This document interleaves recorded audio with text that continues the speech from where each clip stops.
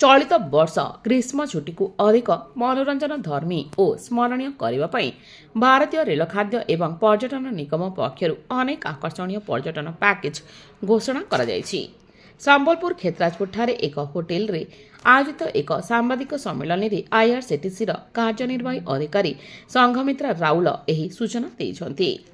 ପିଲାମାନଙ୍କ ପରୀକ୍ଷା ଶେଷ ହେବା ପରେ ଏପ୍ରିଲ, ମେ ଏବଂ ଜୁନ୍ ମାସ ପାଇଁ ଉଭୟ ଘରୋଇ ଏବଂ ଆନ୍ତର୍ଜାତୀୟ ସ୍ତରରେ ବିଭିନ୍ନ ପ୍ୟାକେଜ ପ୍ରସ୍ତୁତ କରାଯାଇଛି। ବିଶେଷ କରି ଗ୍ରୀଷ୍ମ ପ୍ରବାହରୁ ରକ୍ଷା ପାଇବା ପାଇଁ ହିଲ୍ ଷ୍ଟେସନ ବା ଶୀତଳ ଅଞ୍ଚଳଗୁଡ଼ିକ ଉପରେ ଅଧିକ ଗୁରୁତ୍ୱ ଦିଆଯାଇଛି। ଏପ୍ରିଲ ମାସରେ ଆନ୍ତର୍ଜାତୀୟ ଭ୍ରମଣ ପାଇଁ ନେପାଳ ଓ ଭିଏତନାମ ପ୍ୟାକେଜ ରହିଛି। ନେପାଳ ପ୍ୟାକେଜ 6 ରାତି ଓ 7 ଦିନର ହୋଇଥିବା ବେଳେ ଭିଏତନାମ ପ୍ୟାକେଜ 8 ରାତି 9 ଦିନ ପାଇଁ ଧାର୍ଯ୍ୟ କରାଯାଇଥିବା ନେଇ ସୂଚନା ଦିଆଯାଇଛି।